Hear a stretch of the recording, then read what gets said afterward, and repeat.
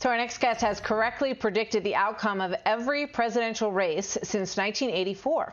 Historian Alan Lichtman was one of the only election forecasters who predicted that Donald Trump would win the White House back in 2016. President Trump even sent him a note of congratulations on a copy of the Washington Post article about his prediction. Joining me now with his forecast for 2020, Alan Lichtman, distinguished professor of history at American University. Professor, thank you very much for being here.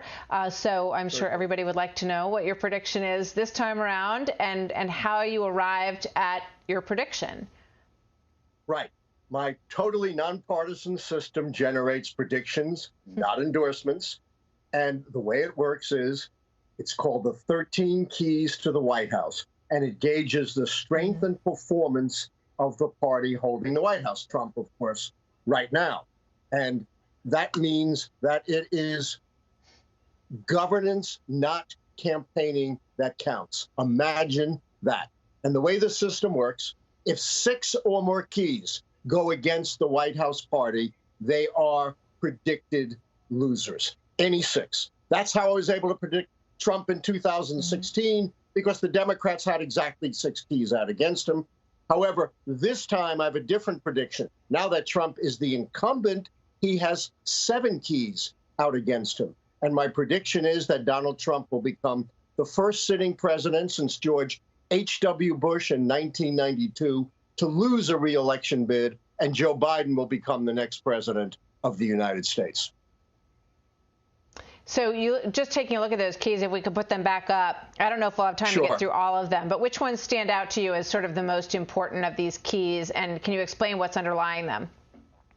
Yes, the keys that stand out most important are the ones that only turned in 2020 after the pandemic and the cries for social and racial justice. Going into 2020, Donald Trump was looking great with only 4 keys down, but then we had the pandemic, which never got resolved, and the call for social and racial justice, which never got resolved, and cost Trump 3 more keys. The short-term economic key, measured by an election year recession, the long-term economic key, because despite the spike in the third quarter on a much lower base, growth is still negative and pushes down the average, and of course, the social unrest key, because of what's raging across the land and remains unresolved. So Trump goes from 4 keys down to 7 keys down. Never in the history of the United States, Martha, has the party holding the White House ever suffered such a sudden and dramatic reversal of fortune in just a few months. Yeah, it's an interesting question because the things that you point to almost are in some ways out of any president's control. They're the kind of things that happen to presidents, happen during their tenure.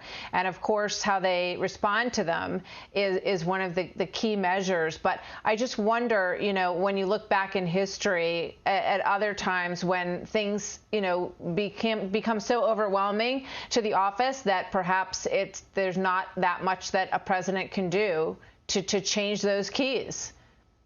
Well, Herbert Hoover, a man who should know, said very presciently, when you're the president, you get the credit for the sunshine and the blame for the rain. And it's raining pretty hard on America right now. I think that is raining pretty hard.